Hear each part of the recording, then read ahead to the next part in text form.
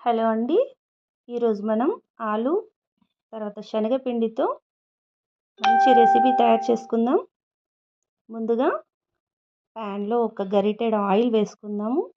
వేడయ్యాక ఆవాలు, జీలకర్ర చిట్పట్లాడాలి.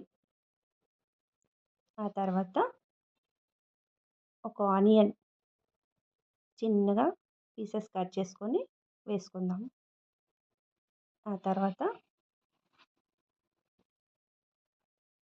మంచిగా ఫ్రై కానివ్వాలి.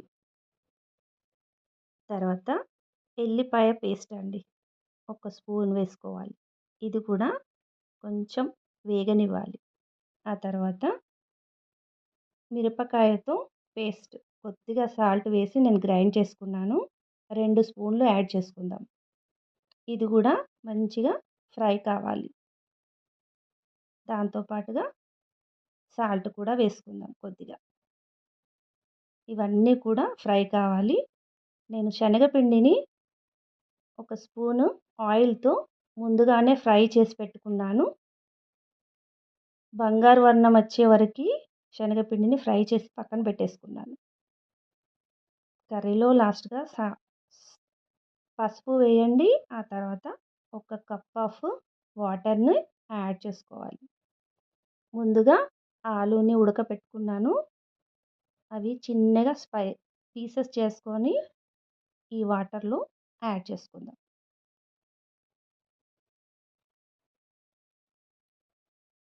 ఇది కొంచెం వేగనివ్వాలి. మంచిగా బుడగలు వచ్చే వరకు వేడి కావాలి.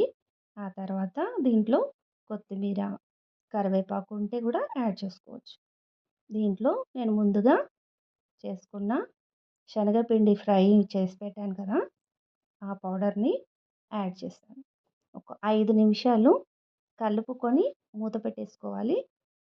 అలా ఒక 2 నిమిషాలు అలాగే ఉంచేసి చూడండి ఎలా ఉందో.